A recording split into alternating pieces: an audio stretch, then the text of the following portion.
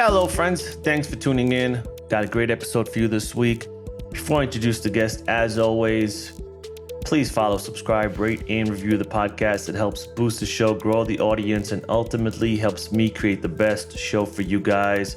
So please do that. Additionally, please go follow me on social media, ROYBTZ on Instagram, ROY_BNTZ on Twitter. And on Twitter, if you go to the top of my profile, you can subscribe to the newsletter, which gives you access to updates, occasional blog posts, news about the guest, and the future of the podcast. And most importantly, just an easy way to get the podcast into your inbox every single week.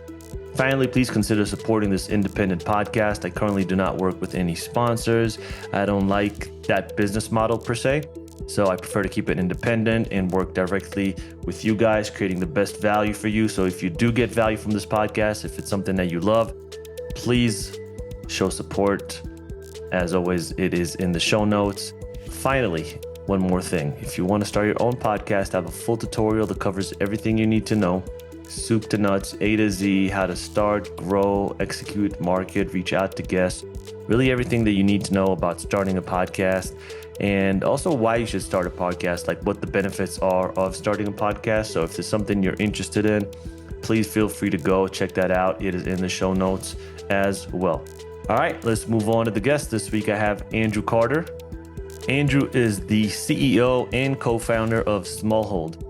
Smallhold is the evolution of mushroom growing. They have many different verticals. They have shipment directly to retailers, supermarkets. They also ship to consumers. They also have these installations in supermarkets and restaurants where you as a consumer or the restaurateurs can just pick fresh mushrooms from those installations. As I said, they have the grow kits as well. And they're doing it in a very efficient way, an efficient manner. And it's very interesting. I love this whole new innovation that's happening in farming, from vertical farms to rooftops to just using small spaces or hydroponics, whatever it is. I'm very interested in the space, something that I think is eventually going to be, I don't know if it's going to be the only way to grow things, but it's going to be a huge chunk of how we grow our food. So it's very important to pay attention to what's happening in the space because it's probably going to be the future of food. So if you're interested in not only the health benefits of mushrooms and learning more about mushrooms, but also about the business side of mushrooms and what these guys are doing over at Smallhold, you're going to love this episode. So let's jump right into it. Without further ado, let me introduce this week's guest, Andrew Carter. Enjoy the episode, everyone. The Genuinely Interested Podcast.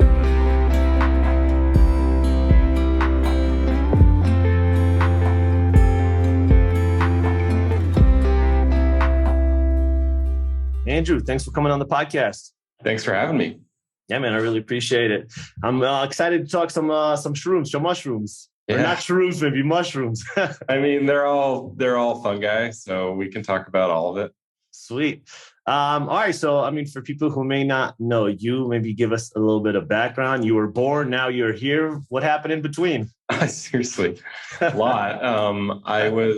So the whole story, I was born in New York, but my parents were from LA. I grew up and I moved to LA when I was 3. And so I grew up in Los Angeles.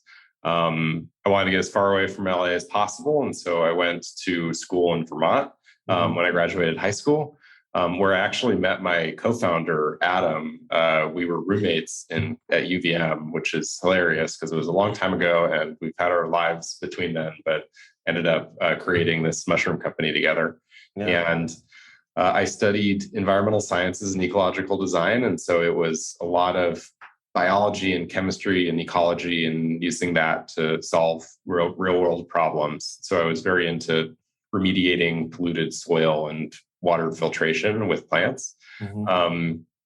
Cool stuff. A lot needs to happen for that to become pretty mainstream. And so I ended up finding my way into the urban agriculture space using there's some similarities with growing plants in water to filter out water, to growing plants in water for food production. And so moved to New York in 2009, and I was kind of at the right place at the right time. And there were a lot of companies trying to figure out how to scale up local production. They were coming out of the last recession. There was a lot of interest in deglobalization and local food production, similar kind of stuff that we're seeing right now, honestly. And a lot of people wanted to figure out how to grow food closer to people. And one of the ways of doing that is being more efficient with your space, which lends itself to hydroponics, which is a type of irrigation for plants where there's no soil. It's very lightweight. It can be very efficient with your water and fertilizer use. And it just kind of enables people to grow in small spaces. And so I worked on some home units. I worked in some big greenhouses. Eventually, I became a consultant and helped people build really big businesses, both in greenhouse and in vertical farming. And in about it was probably 2015, I was helping a lot of people kind of think through their business plans and helping people kind of spin up these facilities. And I really wanted people to think outside of the leafy green space. It's kind of funny. Most people don't think about this as much as I do, because this is like this is my career. But there's a lot of investment and a lot of time going into figuring out leafy green production, like growing lettuce in different ways, which is great. There's a lot of issues with the current state of it in the United States, but there's so much more opportunity. The food is one of the biggest industries on the planet, and so there's a lot of other plants and animals and fungi that people can grow. But still, people tend to kind of follow what other people are doing, and so I kept trying to get someone else to do the mushrooms, but no one would really listen to me. And so then started playing around with it on the weekends. I grew mushrooms in a basement in Mount Kisco in Westchester for a couple years. We were trying to restore our house. And I was kind of just like getting paychecks and sort of throwing it into this place that looked like a meth lab in a basement, basically, but we were growing mushrooms. And we were growing king oyster mushrooms. They're not easy to grow as your first mushroom. And eventually that evolved into a shipping container farm that we built in 2016. That was in Williamsburg at the Domino factory. And that was just some friends of ours had this space that was given to them by Two Trees. It was a temporary farm, really wonderful location. Right under the bridge. I mean, the view is crazy, and they let me put a container there to build it out and grow some mushrooms. Yeah. And essentially, like that was in 2016. It took a long time to build it because I was working full time, doing a lot of different projects for people. And Adam, my co-founder, came back from a motorcycle trip. He had his own sort of experience and path through different data privacy and technology startups, and kind of got sick of that industry and sort of wanted to help me out. Felt pretty lightweight at the time, just building out a mushroom container. Little did we know that we were going to turn it into what it is today. But in 2016, towards the end, we had some interest from big restaurants. We were the only people really growing mushrooms in the city. We had some technology that we were developing. We were just like, let's quit our jobs and turn this into a business.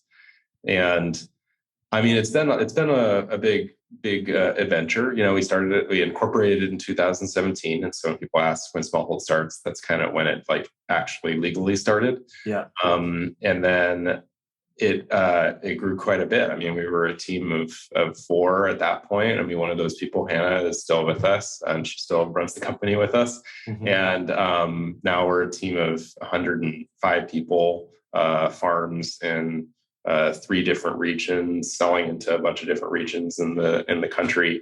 You know, what we really want to do is bring fresh mushrooms to the masses and bring really exciting new varieties to the masses, because we think that the more people experience mushrooms, like all kinds of mushrooms, edible mushrooms mainly, the more it can change their diet, it can change their lives, which in turn can help change our planet.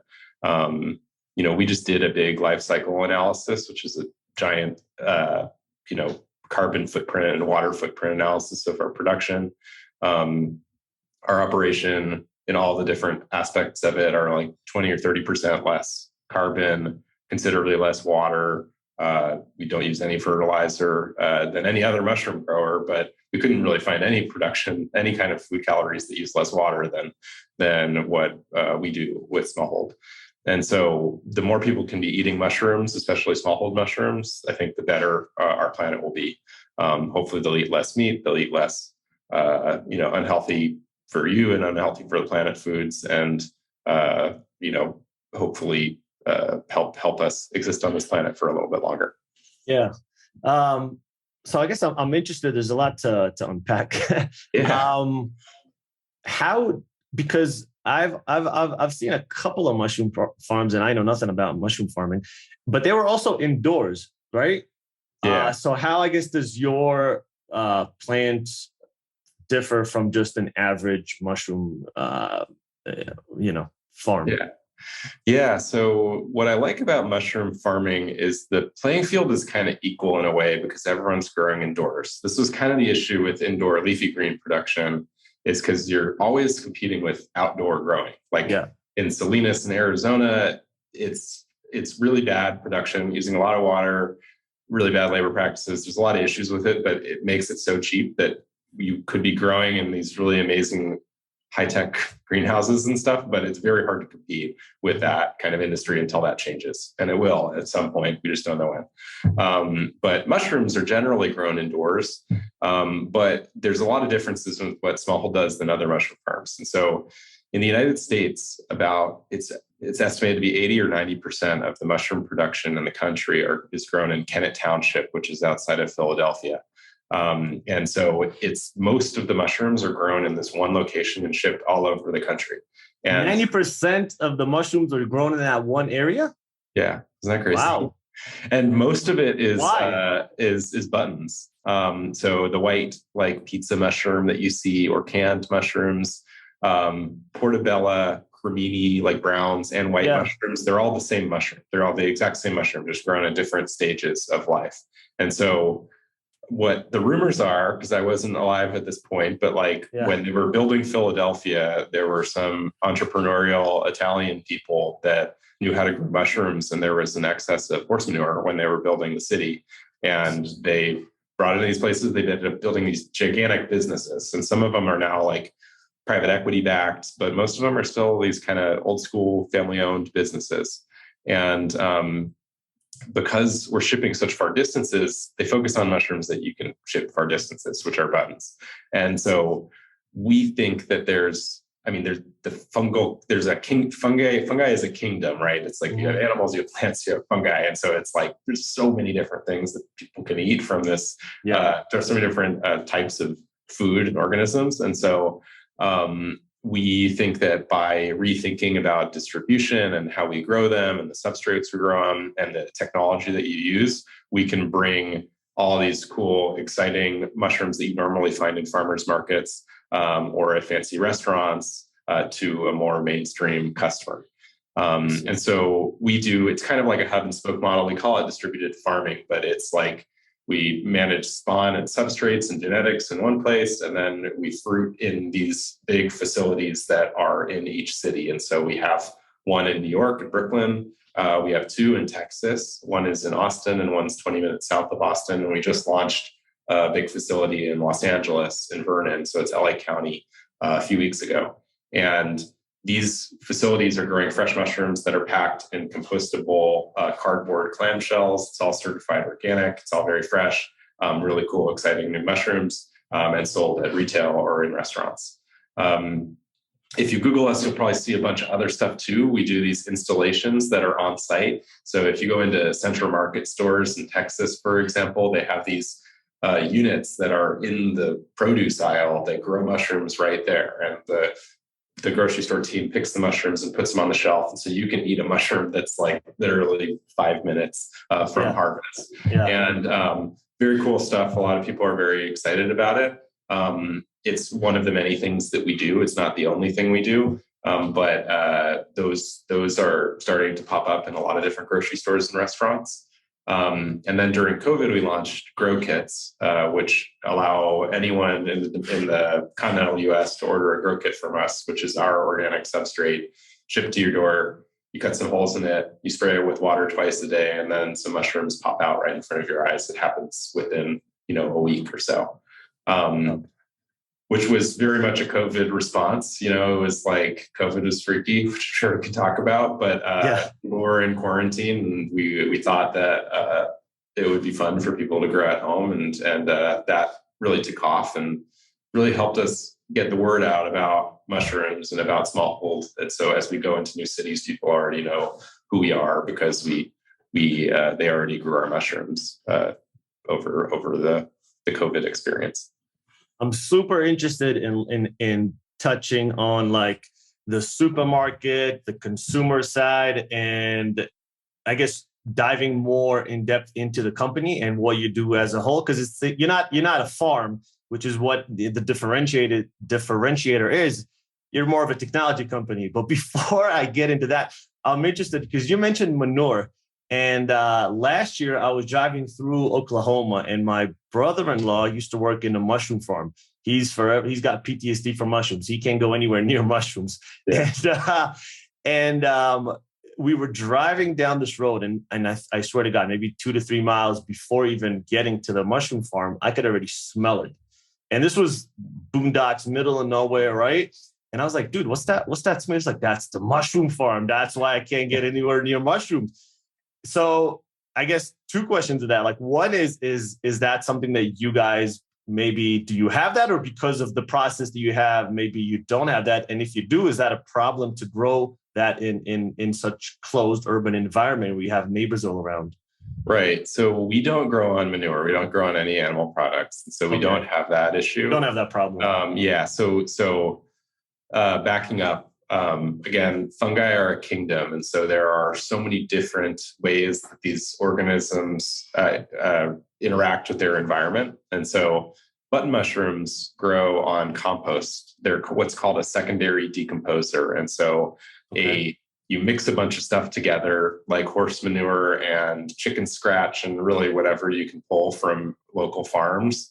And then you compost it. It needs to be processed by other bacteria and fungi before the button mushroom can then be injected into it and start digesting that stuff. It can't do it. Like, it can't just go and break down manure or sawdust, which is what we use.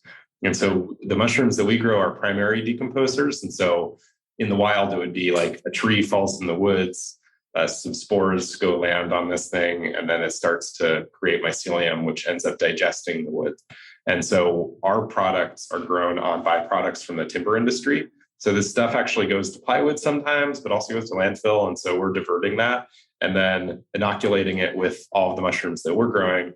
And then those mushrooms break it down. And so it really doesn't smell. I mean, when you're growing lots and lots of mushrooms, it smells like mushrooms, sort of. Yeah. And I'm sure that if you're in a bad, there's unfortunately, again, places that aren't Smallhold that have very bad labor practices. So like you can probably link both of those together. And then when you smell mushrooms, you're going to not be too happy. But, we also have pretty intense HVAC and filtration and everything to make sure that our work environments are safe for everyone and not too smelly.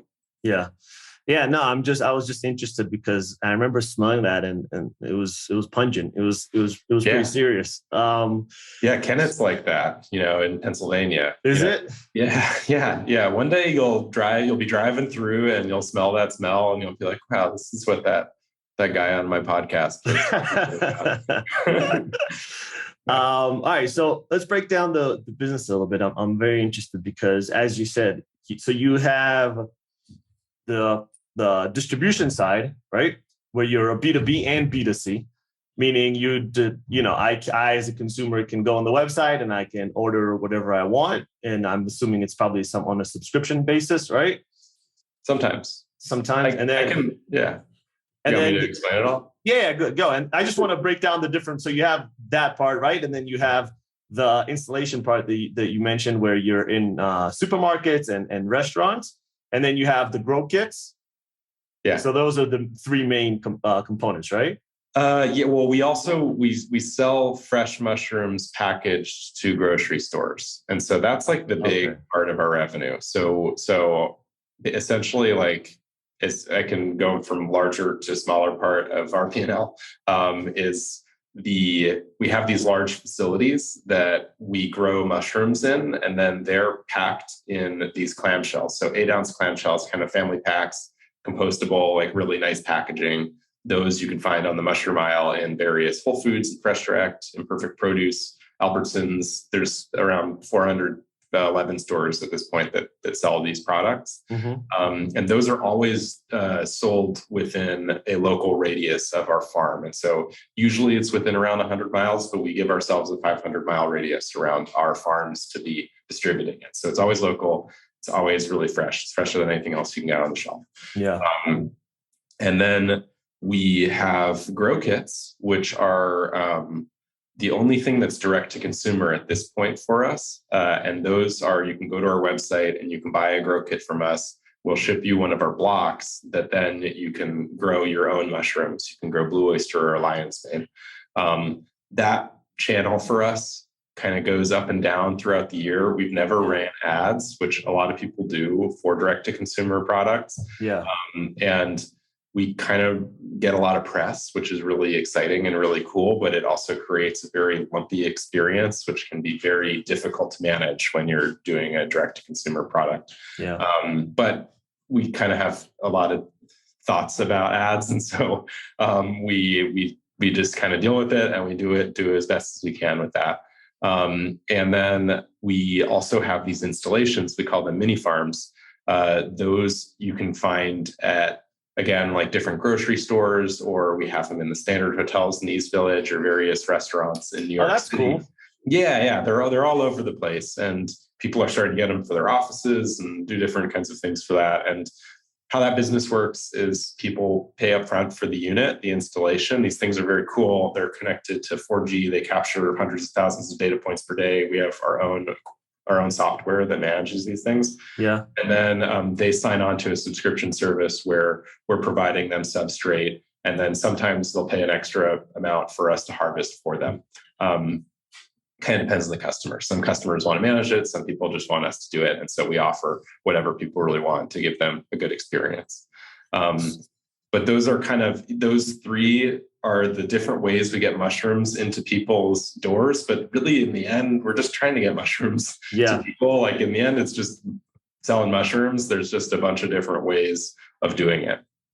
It sounds like the installation part is like, obviously it's part of the business. It sounds like it's a smaller part of the business, but it's a cool, almost promotional tool, right? It's like something that I'm sure you get a lot of press for. It's something that is visible. I'm a consumer. I go to this hotel, I go to the restaurant, I can see it. I go to the supermarket, I can see it. I'm like, oh, that's cool. Who's this company? And then I can go in and do the research. How do, before we started the podcast, we talked a little bit about New Milk.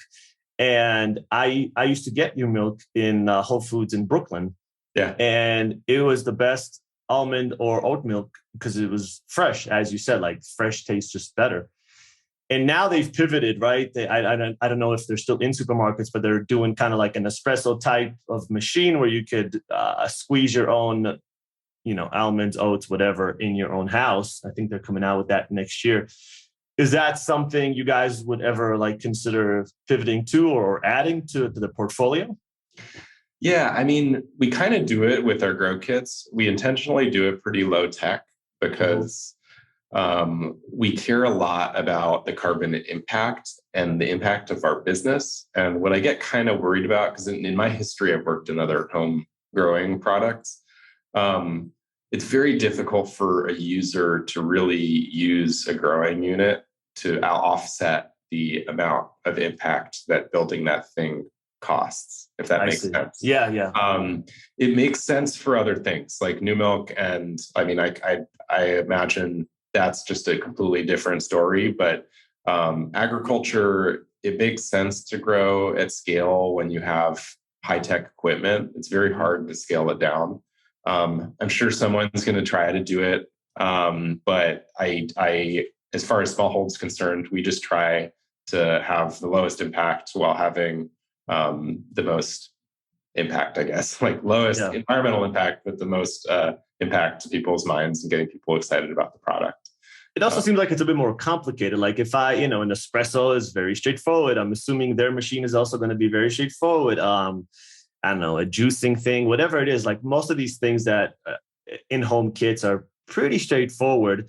I remember there was even, I don't know if this is still around, but a couple of years ago, I saw this, like, it looked like a mini fridge and you would put like a seed of like marijuana and just essentially you leave it there and like it's connected to your phone. And over a few months, you see as it grows and it nurtures it. It gives it the food, the water, the UV, everything. And then you just get a finished product at the end. Again, fairly straightforward. It seems like mushrooms are a little bit more of a labor of love. There's a little bit more knowledge that you have to grow it, right? Yeah. It's totally different kind of environment than with plants. But I also feel the same with plant systems. I think it's good. It's like, do you really need that much equipment to do something that you could also kind of do on your counter or in your backyard? And like, we want to be efficient, and we think that at home, you don't necessarily need to be that efficient unless you're really growing for like to feed your family. And this is like, it really has to produce. And most of these products are not made for that. They're not like, they're reliable in a way, but they're not intended to like be the only place that you source food from.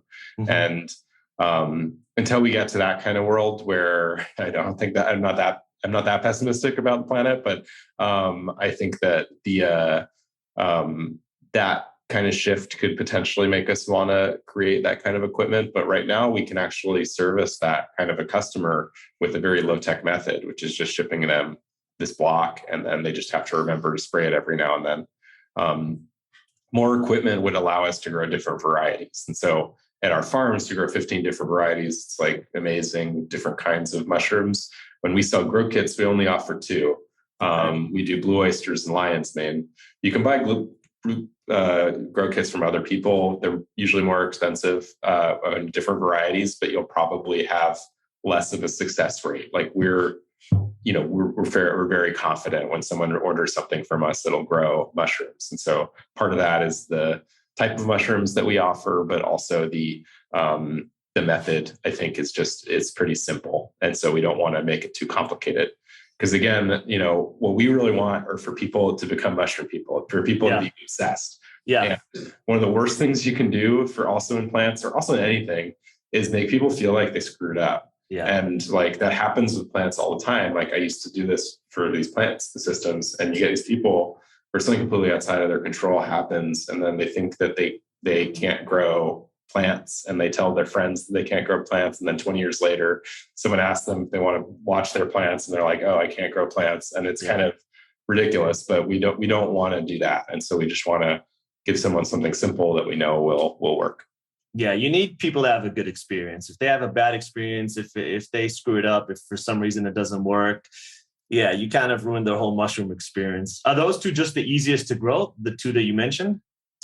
It's not that they're necessarily the easiest, but they have the most range in climates. That's what we've noticed being the big issue, is that we ship mushrooms to the middle of Joshua Tree or like the Mojave Desert or in Maine in the winter. It's like very, very different kinds of environments. And they're always indoors. And so sure, there's some buffer there, but it changes the humidity, and a lot of people just growing in different kinds of spaces. And so that's what we really want to optimize for with people growing at home. You're when I was looking at the installation that you guys have at the supermarkets, that really kind of sparked my imagination, because I remember when I saw the new milk machine, where again, it just presses oats and I believe almonds and maybe one other nut right there. And I just loved it. It was so fresh and tasty. And then what you guys are doing, again, super fresh. You can take it right on the spot. Like, could that be the future of supermarkets? Obviously, we can't do that, or maybe we can. I don't know what the technology will be, but can we do, strawberries and all these other fruits and veggies and lettuce?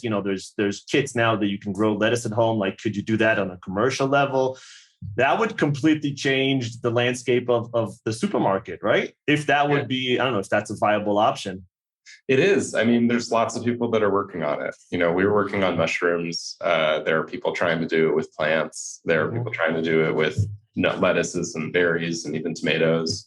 It's not going to be really possible for some crops like corn and wheat and any of the staple crops. And especially like, even though with this kind of stuff, you can grow lots of plants that don't normally grow in those regions. There's still some benefits of if you want a global diet, you still need to be importing and stuff like that. But yeah, I mean, I think that in the long term, that's absolutely a possibility. The big question is just when it's going to happen. And is it going to happen next year, or is it going to happen in 10 years? I have no idea. But that's kind of why we want to do a few different things, and we want to continue doing the installations, but we've kind of like let those grow more organically and slowly, rather than trying to go and install like 10,000 of these things and deal with it, because it's very complicated to manage. And so we think that once the industry is ready for it, and once consumers are really asking for that, I think that's totally viable. There's a lot of data showing that like most consumers are experimenting more with their food. You know, the lettuce industry is really interesting. Like 20 years ago, it was iceberg was like vast majority of the lettuce. And now you have spring mix, which is like all of the cut greens where you get a little box or whatever in the grocery store. It's over 50% of the market now, which it was non-existent. You know, like 20 years ago. It's hard to imagine, but it's interesting because a lot of consumers are experimenting a little more and trying new things and willing to invest a little bit more in their diet and their health. And if that continues to follow this trend and becomes more and more mainstream, then I wouldn't be surprised if more people would be wanting something more and more fresh and more local and even grown on site. Yeah, I mean, technology is evolving so quickly nowadays. And I remember when I was in Brooklyn, I believe it was Gotham Greens, right? They're doing the rooftop stuff. Yeah. And you have all these other companies that are from vertical farming. And I know out in the West Coast, they're trying to do like, I believe it's called like urban agriculture, right? Where they're growing, instead of like plots of grass or just trees or whatever, they're trying to grow actual food. And like, I don't know, like what you guys are doing. So there's a lot of innovation and people trying to grow food within systems that are less water intensive, less carbon intensive, right? No pesticides. Like, so there's a lot of innovation, and these things tend to grow. Do they grow is it faster than what it would grow in a farm for the most part? For Smallhold or for anyone? Or I guess just generally speaking, like indoor, because you have more control over what you grow. Does it grow faster than it would like an outdoors farm? Hypothetically, yeah. It's more that you get more consistency year round. And that turns into this conversation about that you can grow way more per square foot. That's usually how people think about it. Like if you have a plot of soil in the Northeast, it's very seasonal. You can probably get if you're turning different crops, you know, you can probably get 3 or 4 different crops off of that space throughout the year. But with an indoor greenhouse, you're growing all year round. You know, you use some heat and light and stuff, but you can grow the same kind of product with the same consistency in the dead of the winter or the middle of the summer. Yeah. And so, yeah, I mean, there's a lot of benefits to it, and it makes a lot of sense if more people are looking for local food. And then also, I mean, there's this whole other side of it where the climate is changing. It's hard to deny that at this point. And it's very difficult for most organisms on this planet to evolve as fast as the climate is evolving. And so we'll need ways of imitating the environments that these crops used to grow in, which has to be done indoors. If the outdoors, we're talking more of a long-term thing, like 20 or 30 years from now, if it's hotter or more humid or colder in certain regions, either you have to grow in a new region or you have to figure out how to imitate the environment that existed there in the past, which has to be done indoors at this point.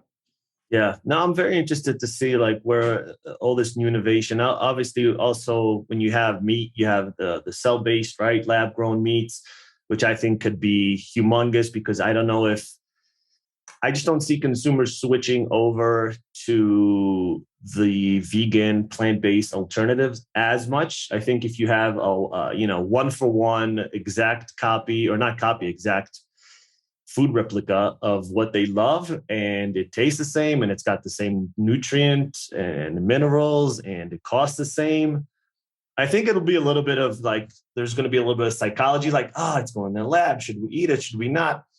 Excuse me. But I think with a little bit of education, that's something that people will change to much more than the plant-based versions. Have you found like that's something that you guys have had to do, like educating the consumers a little bit? Because mushrooms, some people look at mushrooms as, well, I'm not sure, icky, maybe not icky.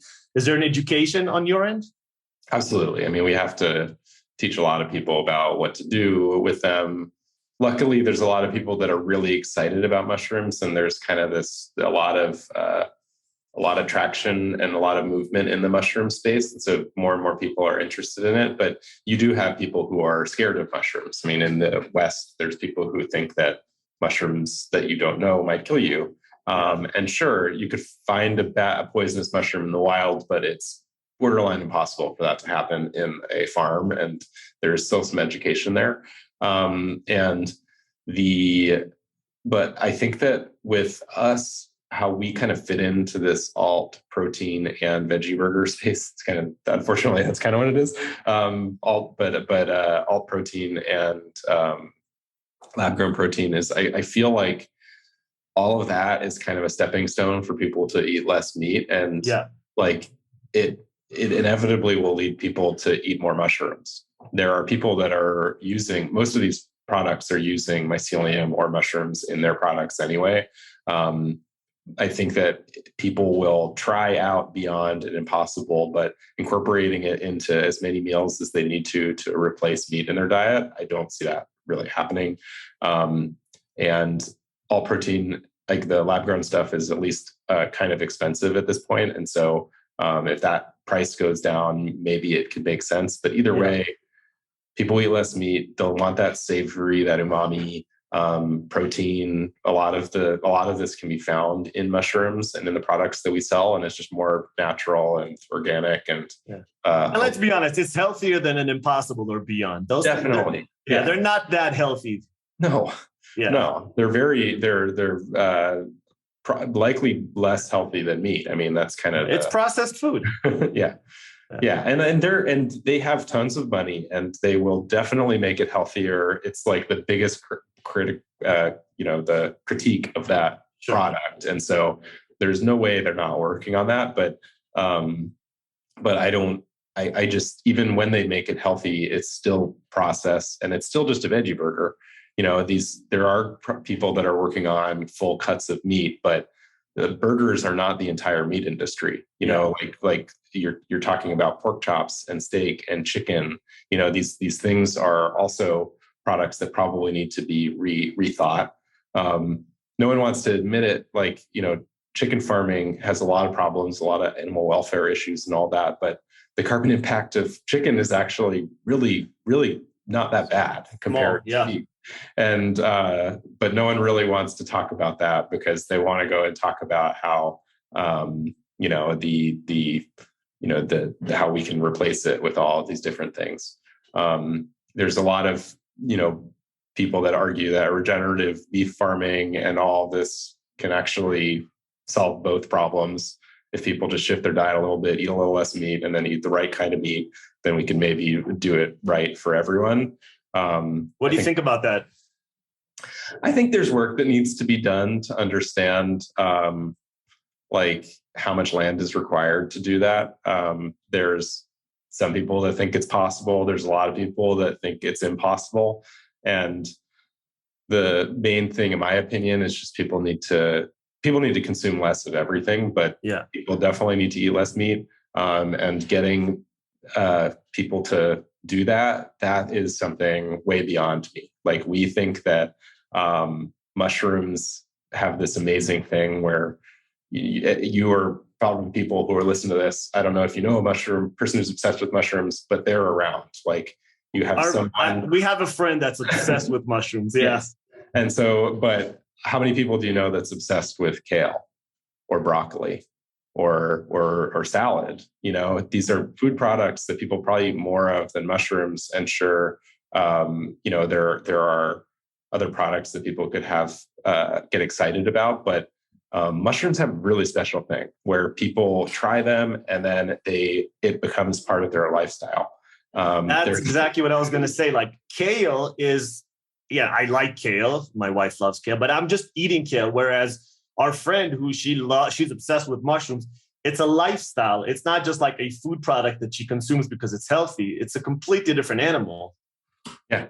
And we want to help people become that, because it's not too hard to convert someone. Like we have fantastic fungi. I don't know if you saw this movie on Great Netflix. movie. So many people saw it. It absolutely changed the industry. And did you see a rise in sales after that? Yeah, I mean, the whole mushroom industry saw it was already happening, but that was just this extra push that it needed to become like crazy mushroom town during COVID. I mean, during COVID, the mushroom industry saw like 130% bump or something. It was absolutely insane.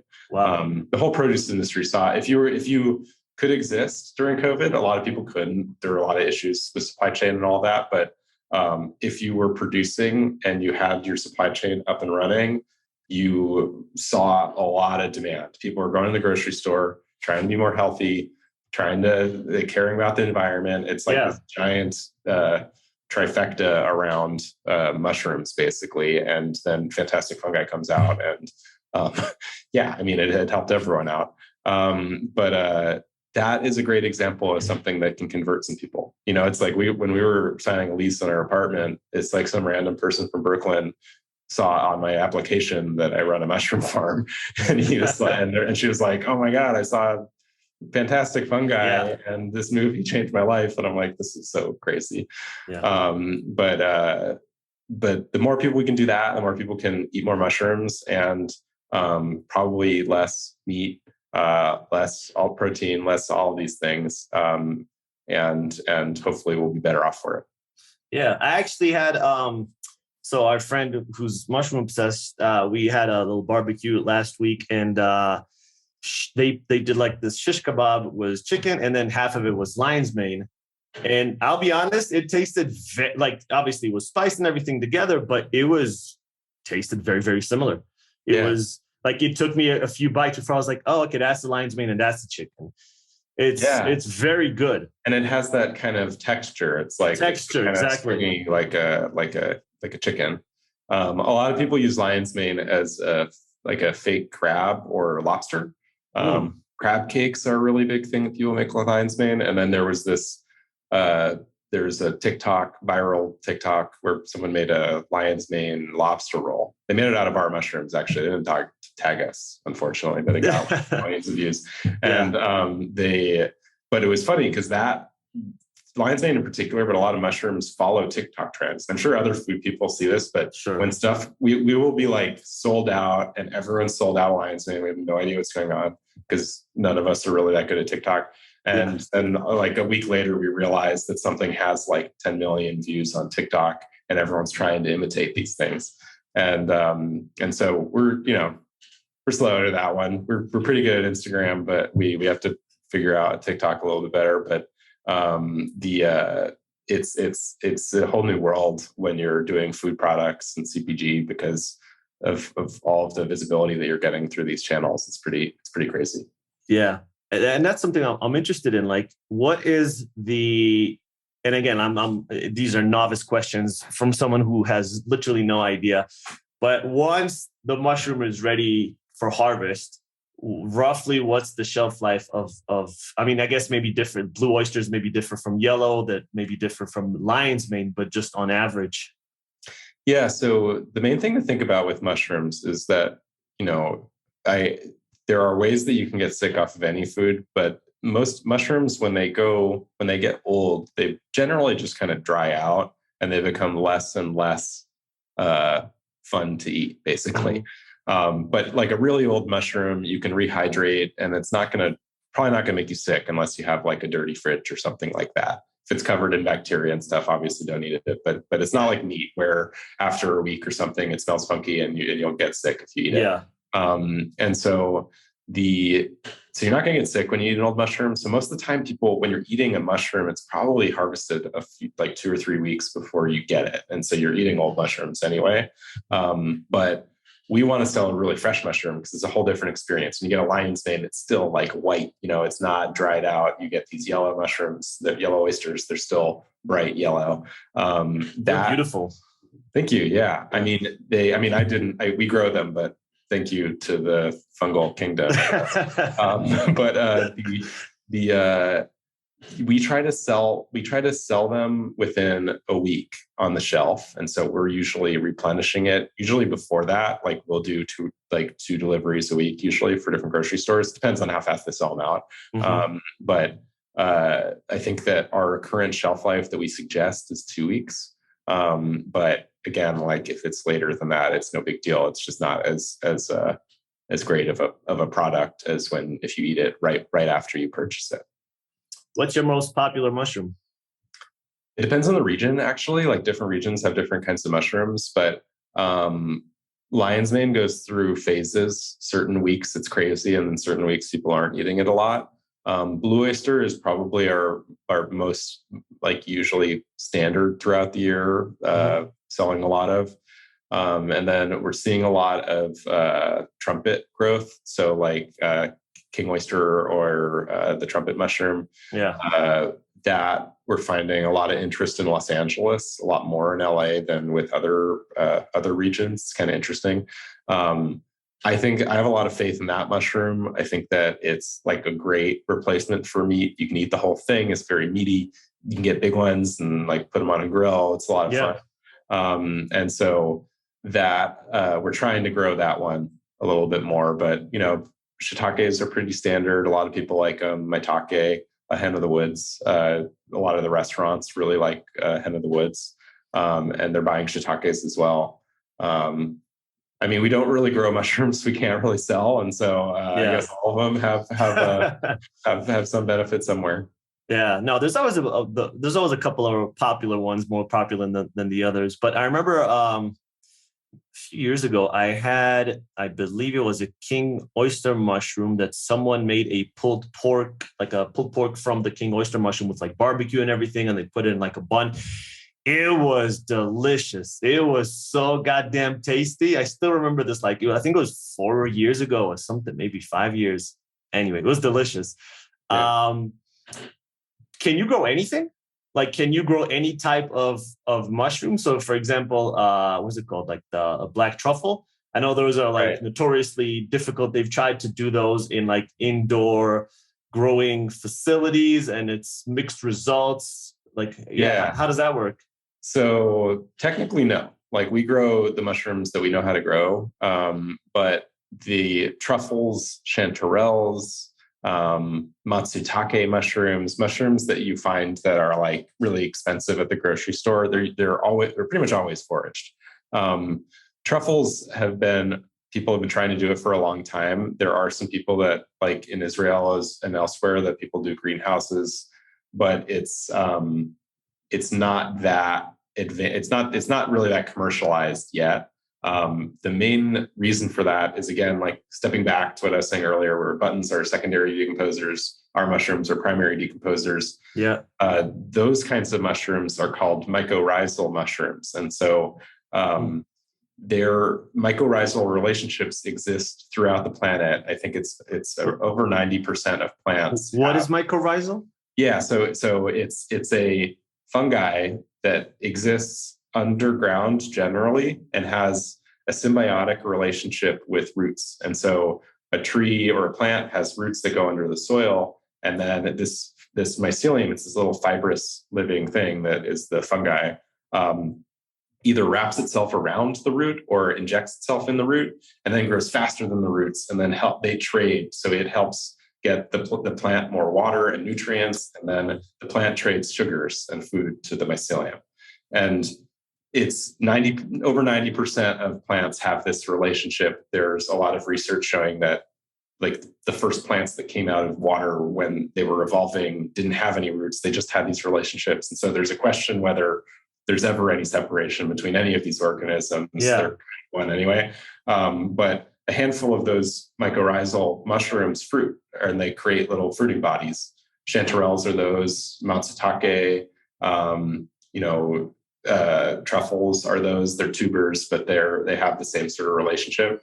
And humans haven't really figured it out yet. There's a lot of people trying to figure it out, but it hasn't quite happened. And we have our own ideas. We have our own R&D for it. But we also think that like getting all of these specialty mushrooms like lion's mane, you have some in Denver and stuff, but a lot of people don't have access to these. They're as rare as, a truffle or a chanterelle, not necessarily a truffle, but, people have never seen them before, and we want to bring them to the market.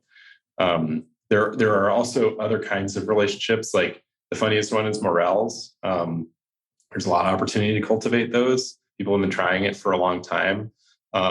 There's crazy stories. There was a patent that was filed in the 90s to grow morels by a couple people. One of the professors had a really tragic mugging incident where he passed away right after they filed the patent. And so there's a lot of conspiracy theories about that. That's a little suspicious. The patent got purchased by Domino's, I think. It was like Domino's or Pizza Hut. One of these things. It's like really crazy.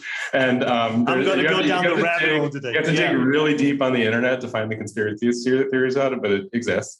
But I know what I'm doing tonight. Yeah. But some of the people that worked on that project are still working on it in the US. And then there's a really cool project in the Netherlands where they're working on different stuff. Those have a hybrid relationship. And so they can kind of do the root thing that I was talking about, but then they can also digest stuff. And so it makes it a little more feasible for people to figure out how to cultivate it. And there are a lot of productions happening in China now, doing morels and importing them into the US, which, you can say whatever you want about it, but I think that bringing the price down on some of these mushrooms makes it more accessible. And so I think that's kind of cool. But yeah, there's one of the things I got really excited about mushrooms in general is that we don't know how to do these things. We don't even really understand how they work in general. And I've grown plants for my whole career, and there's a big body of work to look at when you're trying to grow lettuce or tomatoes. And there's people that have been doing it for generations.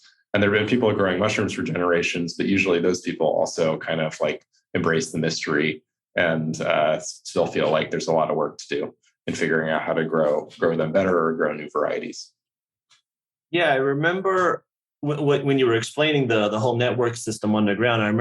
I believe in Fantastic Fungi, they did a really good illustration, right? Yeah. Of how the whole thing works. And it was kind of mind blowing. I remember just sitting there and just being in awe of these systems. It's pretty incredible. It's insane. Yeah. I mean, and then there's a lot of people that believe there's a form of communication that happens through the mycelium.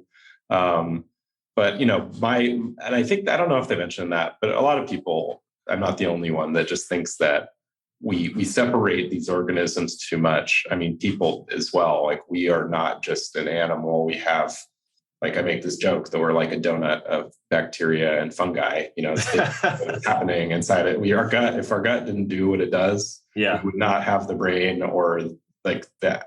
We would not be what we are if we didn't have these relationships. And so how different are we, I guess? And, I don't want to get all woo-woo hippie kind of stuff, but I do really think that we have to kind of realize that if we want to exist on this planet, or if we want to go into space or do any of this stuff, it's we're not just one organism. It's really just one big ecosystem that we have to manage together. Yeah, no, completely. I 100% agree. What are some health benefits of eating mushrooms for people who may not know or are interested in, taking up mushrooms? Yeah. So a lot of them have different kind of benefits, but at the base level, all mushrooms, have a lot of fiber in them. So they're great to incorporate anyway, just for your own sort of gut health. Yeah. They do have some protein. It's not like meat, but there's an argument that you might not need as much protein unless you're like bodybuilding. And so if you're vegan, incorporating mushrooms in your diet can actually help you manage protein if you're concerned about that. There's a really interesting antioxidant in it called ergothioneine. What I like about this is and again, I'm not a nutritionist, so like I know this stuff because people tell me this, but I had go talk to a doctor, I guess, if you're really concerned about your health. But it's an antioxidant that you can get in a single serving of mushrooms. There's a lot of stuff out there where it's like, oh wow, there's this whatever vitamin in an almond, but you have to go and eat like 20 bags of almonds to go and get that of it. Ergothioneine, you can get your weekly demand in just one serving of mushrooms a week. Wow. So it's like very feasible to incorporate it. There's a lot of research that's showing that like people in China and in Eastern countries potentially have longer lifespans because they're eating more mushrooms, probably linked to this antioxidant. There's vitamin D in it. It's like the only non-animal products that can produce vitamin D. Where it gets kind of crazy is that there's other mushrooms that have other kinds of effects. And so a lot of people like lion's mane right now, you can get tinctures from it. And that can apparently help you with managing your brain plaque, which is helps with short-term memory loss. And people seem to have better dreams and better sleep with it. You can get that from eating it too. But it also it benefits from having like a concentrate, which can be from a tincture. There are a lot of mushrooms are anti-inflammatory, but some are more than others. And so reishi is very common right now. Also in a tincture, usually does not taste good. So it's very woody. It's not something you can really cook, but making a tea or tincture out of that can help with inflammatory stuff. A lot of people use it when they're going through chemo or having different sort of surgery stuff because it can benefit. Everyone can probably benefit from having anti-inflammatory products, but especially someone that's going through medical procedures like that. But there's so much research about it. There's luckily a lot of it is being translated. There's a lot more. It's a lot more mature in China and Japan and in South Korea of an industry, and so that is kind of being translated and brought over to the U.S., which is exciting. It's an exciting time because there's so much room to grow here. So it's like, it's argued that in the U.S. we're eating like 2 to 3 pounds per person per year, but I think in China it's like 20 to 30 pounds per person per year. Jeez. And so it's a lot. 10x. Yeah, and I don't think that we'll get there because it's just so culturally different. It's not fair to assume that we'll do that, but doubling or tripling consumption when there's that much room to grow is not that hard to imagine when there's other places that are like that. Kale, leafy greens, like these products. I mean, kale is not necessarily consumed in high amounts anywhere, but lettuce is fairly mature in a lot of different places, and so there's not that much room to grow. And so that's one of the reasons why I get excited about mushrooms. I mean, kale wasn't even really consumed like 10 years ago. Now it's in every salad and, in every Whole Foods store. So consumers change, Is China the number one consumer of mushrooms worldwide? It's if they're eating 10x what the average American's eating? It's by far the largest and by far the largest producer. And so I mentioned that all that production is happening in Pennsylvania. It's like 80% of the global mushrooms are produced in China. There are whole regions that grow lion's mane, and giant. It's absolutely crazy scale. And a lot of it has to do with governmental stuff. Like the government kind of came in and provided a lot of financing for people to build out these big agricultural sectors. And it's not only mushrooms, but it's everything. It's everything. But it happened with mushrooms. And so there's a gigantic mature industry there, which is pretty cool to look at. They have their own issues too. But, I think that the U.S. is very young, as far as the industry that we have. And so we want to be there and help build it and do what we can to bring these products to people all over the place. And how much do you guys, on average, I guess, grow on in every facility or on site? Yeah, so each of our facilities, it's not publicized how much, but we're growing like each facility is like 20 to 30,000 pounds per week.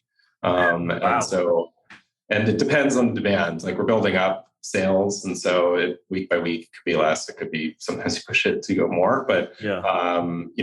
that's kind of what we feel is like a good amount per region. And then we're working on a bunch of different products that could add volume, like technology, sure, but also just different products that we want to launch with our mushrooms. Yeah. And then that would potentially increase the amount that we need to grow, but we'll get there when we get there. Wow. 100,000 pounds a month per facility. That's impressive.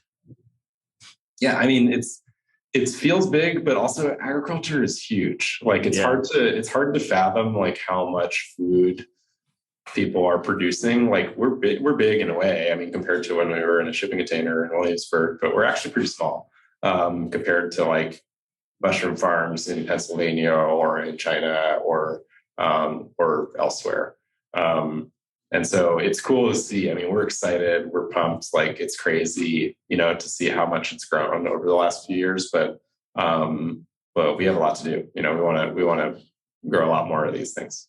Yeah. No, I love what you guys are doing. And I actually wanted, so this is funny. This is kind of like the first question I wanted to ask you and completely forgot because I got swept up in the conversation, all these ideas and what you were saying. So this is going to be the last question I ask you.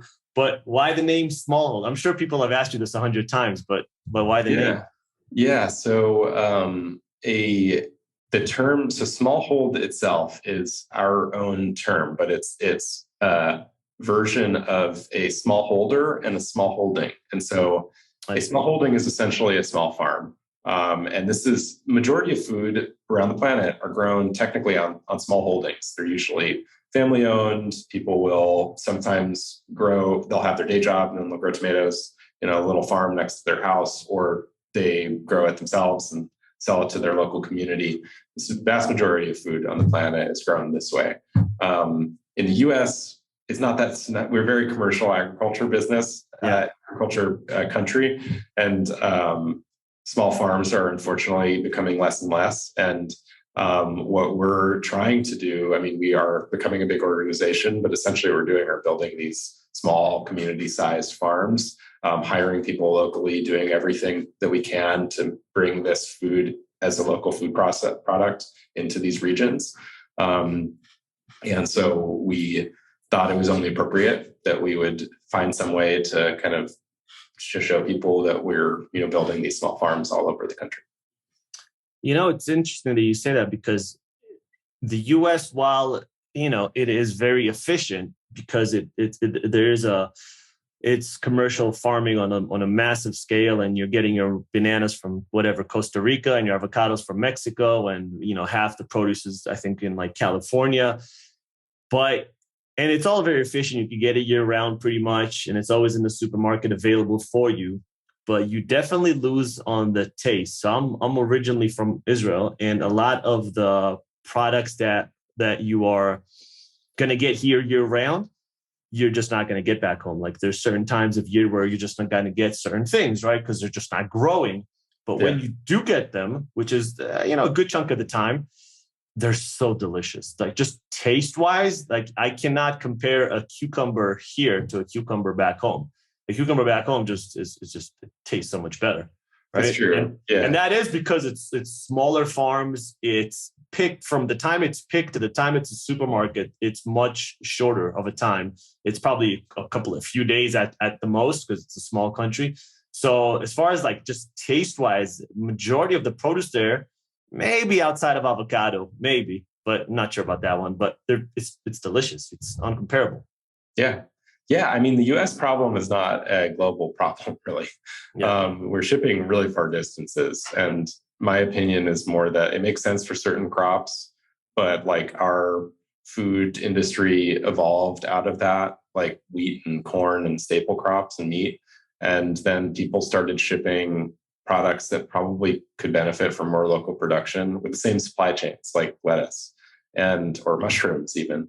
And it's kind of lazy. Like, it's not easy. I'm not saying that like people doing it are lazy, but I don't think people really thought deeply about like the best way of doing this and setting up the supply chain for the future. And that's what we're kind of trying to do with mushrooms. And hopefully, other people will do it with other kinds of crops as well. Yeah. Andrew, this was a lot of fun and super informative. Thanks for your time today. Yeah, thank you.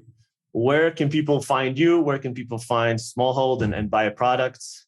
Yeah, if you look up Smallhold on Google or Smallhold Mushrooms, you can find us at smallhold.com. We're also on all social media as like at Smallhold. Instagram is probably our biggest channel, and so you can reach out to us there and message us. You can probably find me there too, but I'm also on LinkedIn if people are really trying to connect with me. If you're in New York, Mid-Atlantic, US, Texas, New Mexico, California, and soon to be other states, you can find us in the mushroom aisle or at a lot of different local restaurants. And so a bunch of Whole Foods, Central Market, H-E-B, Albertsons brands, Safeway.